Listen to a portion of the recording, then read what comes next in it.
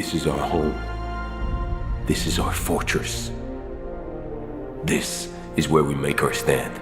If all goes as planned, the third Avatar movie, Avatar Fire and Ash, will hit theaters on December 19th, 2025. Today on ScreenRant, here's everything that you need to know about the sequel to Avatar: The Way of Water. For starters, apart from Sam Worthington and Zoe Saldana, Jake and Neytiri, this includes Sigourney Weaver's Kiri, Britton Dalton's Loak, Trinity Bliss's Took, and Jack Champion's Spider. The Omaticaya clan's Moet, CCH Pounder, and Dr. Spellman, Joel David Moore, will return as well. Likewise, the Metkayina Na'vi will be back too, namely Cliff Curtis Tonawari, Kate Winslet's Ronald, Bailey Bass's Rhea, Philip Geljo's Aonung, and Dwayne Evans Jr.'s Ratcho. Stephen Lang's recombinant Quaritch will also return to continue his role as the franchise villain, aided by Edie Falco's General Ardmore, Matt Gerald's Corporal Wainfleet, Giovanni Ribisi's Parker Selfridge, and Brendan Cowell's Mick Scoresby. However, some humans and Na'vi allies such as Jermaine Clements, Dr. Ian Garvin, and Dilip Rao's Dr. Max Patel will also return.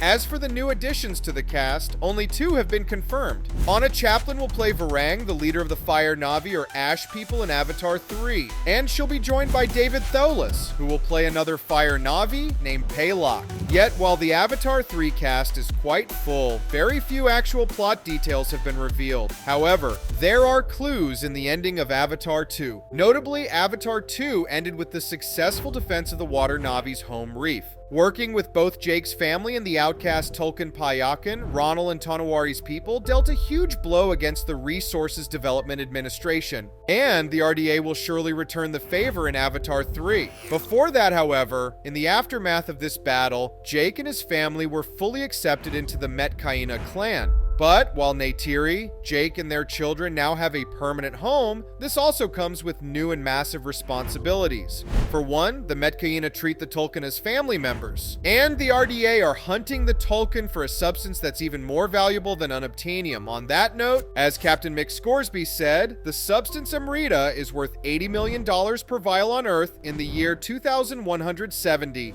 2 main factors determine this high price for a literal handful of the liquid. First, Amrita can reverse the aging process in humans, making it an extremely coveted medicine on Earth. And second, Amrita can only be obtained by killing a Tulkun, which yields but 1 vial extracted from a gland in the creature's brain. In case you missed it, the RDA has been leading the genocide of an advanced alien species for an anti-aging remedy. And this can have huge implications in Avatar 3. As Loak found out after befriending Payakan, he was outcast from the Tulkun for fighting back against the RDA. But after the events of Avatar 2, Payakan may have proven to his fellow Tulkun that they no longer have no choice but to fight.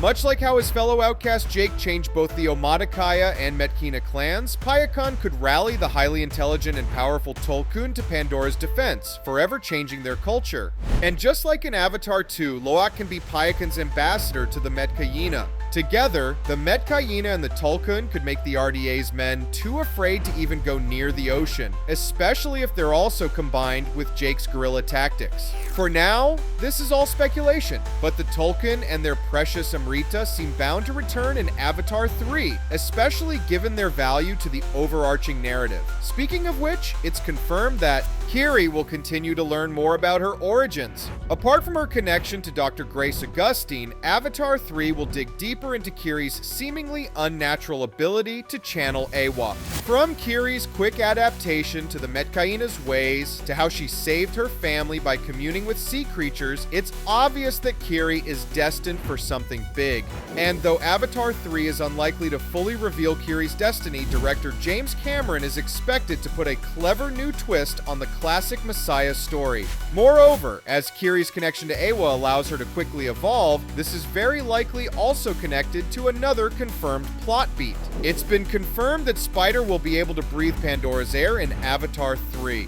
This reveals that the Na'vi's DNA aren't the only fast learners around. Human biology may already be adapting to the alien surroundings. After all, Spider was born here, and just like the anti-aging Amrita found inside the Tulkun, Spider's DNA may suddenly increase in value to the RDA's eyes. If anything, being able to breathe the air will be helpful if and when Spider finally tells someone in the tribe that he saved Quaritch. Spider notably ended things on a bittersweet note with Quaritch, the recombinant Na'vi that harbors his biological biological father's memories. After Quaritch spent most of the movie failing to convince Spider that he's his father, Spider ends up saving Quaritch from drowning, even though Jake worked hard to take Quaritch down. Whatever happens in Avatar Fire and Ash, an older and more experienced Spider is bound to face Quaritch again. After all, not unlike Jake, Quaritch is a twisted new product of the titular Avatar process. And with the next movie being just the middle of James Cameron's franchise plan for 5 total films, Avatar 3 may just resolve the father-son story between Spider and Quaritch.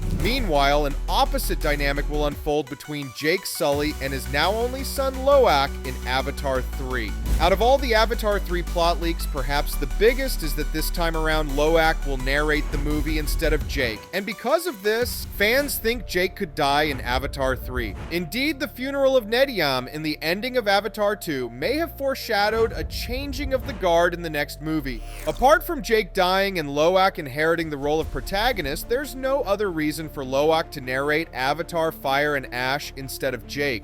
This may just be a fan theory, but it only makes sense for the next generation to take over. Moreover, Loak's role in the story of the outcast Payakan clearly reveals wisdom beyond his years. And while Loak has lost a brother, he and the rest of his family have gained a whole new tribe, in which he seems bound to serve as a leader. Just like Jake, Loak may need to speak for the tribe when facing Avatar 3's new Na'vi. And curiously, apart from the Fire Na'vi, another mysterious Na'vi clan will be revealed in Avatar 3. As Avatar 3 producer John Landau previously said, we're going to meet at least 2 new clans in the next movie.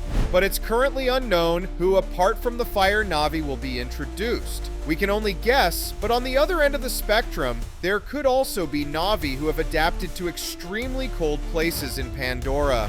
Another possibility is a Na'vi tribe that lives completely underground. In possible relation to this, there's also a rumor that Avatar 3 could feature a new character called Varu, though that role is unclear and no further details have surfaced. In any case, what's clear is that Avatar 3 will debut a host of new aliens that we've never seen before. And that's not all.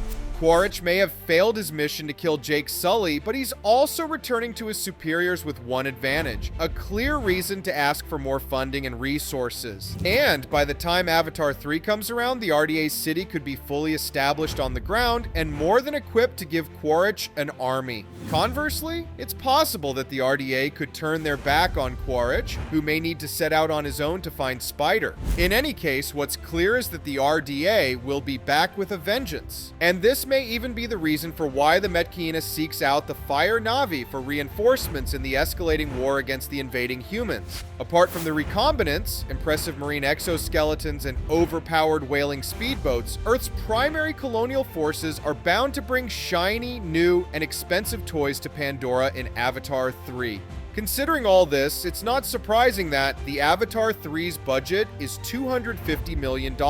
And what's really astounding about this number is that it's just a conservative estimate. In comparison, Avatar: The Way of Water cost an estimated $350 to $460 million to produce. And the same could happen to Avatar 3. After all, just like Avatar 2, Avatar Fire and Ash will be shot using the Sony Venice 3D IMAX, which partially explains the massive budget. More importantly, this means that viewers can likely expect even greater visual spectacles in the upcoming sequel. And we won't have to wait that long, as there is no negative news regarding the currently ongoing production of Avatar 3. It's safe to assume that it's going as scheduled, at least for now. Here at ScreenRant, we're definitely looking forward to hitting the theaters on December 19th, 2025, which is hopefully the final release date of Avatar 3.